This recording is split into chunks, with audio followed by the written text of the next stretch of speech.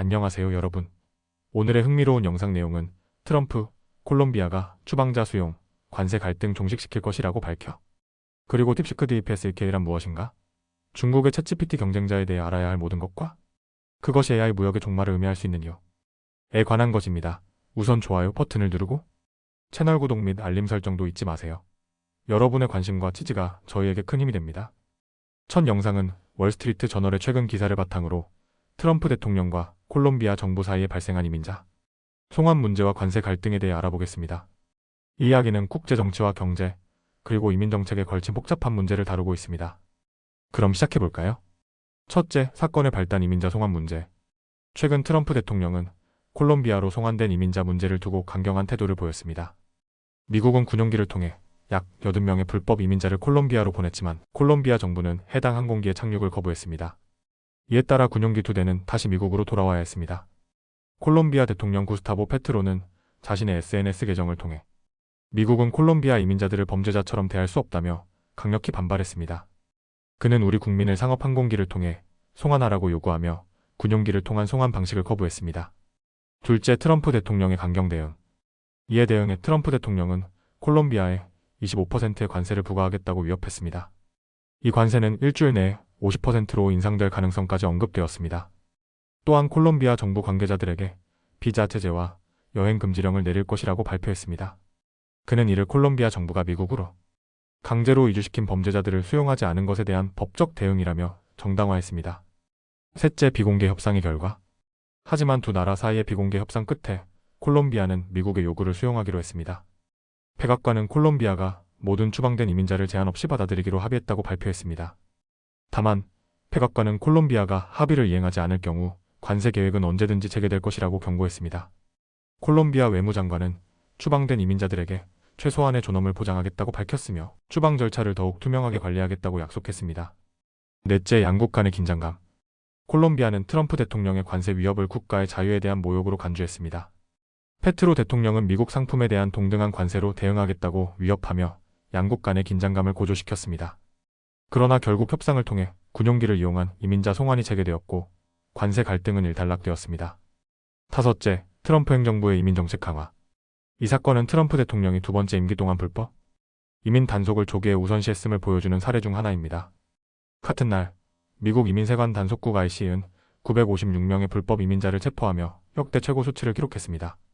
이러한 강경한 조치는 이민자들과 관련된 커뮤니티에 큰 충격을 주고 있습니다. 이렇게 이번 사건은 트럼프 행정부가 이민 문제를 얼마나 강경하게 다루고 있는지를 잘 보여줍니다.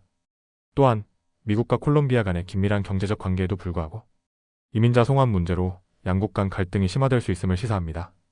앞으로 이 사안이 어떻게 전개될지 주목할 필요가 있습니다. 다음 영상은 월스트리트 저널 기사를 바탕으로 중국의 새로운 AI 모델 딥시크 R1 DPSKR에 대해 이야기해보겠습니다.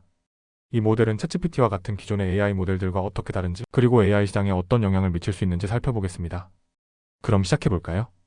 첫째, 딥시크 R1 DPSKR이란 무엇인가? 딥시크 R1은 중국 인공지능 연구소에서 개발한 새로운 언어 모델입니다.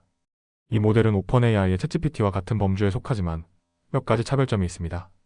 추론 능력 딥시크 R1은 사용자의 질문에 깊이 있는 답변을 제공하며 복잡한 주제에 대해 논리적이고 세부적인 분석을 할 수 있습니다.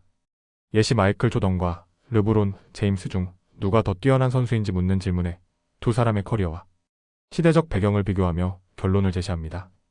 둘째, 딥시크 R1의 주요 장점. 딥시크 R1은 몇 가지 면에서 기존 AI 모델들을 압도하는 특징을 가지고 있습니다. 저렴한 개발 비용, V3 기반 모델을 단 2개월 만에 약 600만 달러로 개발했습니다. 이는 미터의 라머 3.1 모델과 비교해도 훨씬 낮은 비용입니다.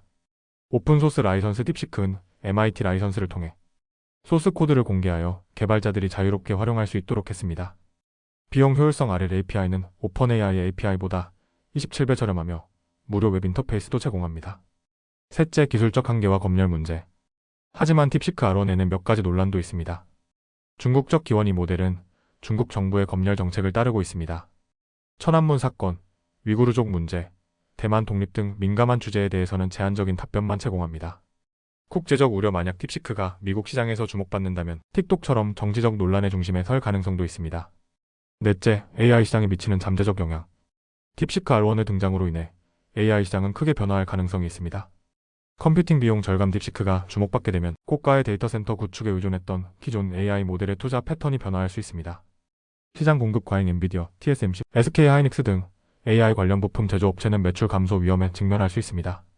클라우드 서비스 비용 하락 대형 클라우드 업체들이 딥시크의 기술을 채택할 경우 클라우드 서비스 가격이 크게 하락할 가능성도 있습니다. 다섯째, AI 강세장의 종말 가능성. 딥시크 R1의 비용, 효율성과 재현 가능성이 입증된다면 지금까지 AI 투자 흐름이 뒤바뀔 수 있습니다. 엔비디어와 같은 AI 하드웨어 기업은 큰 타격을 받을 가능성이 있습니다. 클라우드 업체와 데이터 센터 투자 규모도 축소될 것입니다. AI 시장의 구조가 근본적으로 변하며 기술 중심의 강세장이 멈출 가능성도 제기되고 있습니다. 결론적으로 딥시크 R1은 AI 기술의 비용 구조와 시장의 판도를 바꿀 잠재력을 가지고 있습니다. 하지만 중국 정부의 개입 가능성과 국제적 우려로 인해 여전히 불확실성이 존재합니다. 앞으로 이 모델이 어떻게 발전하고 시장에 영향을 미칠지 주목할 필요가 있습니다. 오늘은 여기까지입니다. 다음 영상에서 더 유익하고 흥미로운 내용으로 찾아뵙겠습니다. 이 영상은 투자 의견이 아닙니다. 매우 감사합니다.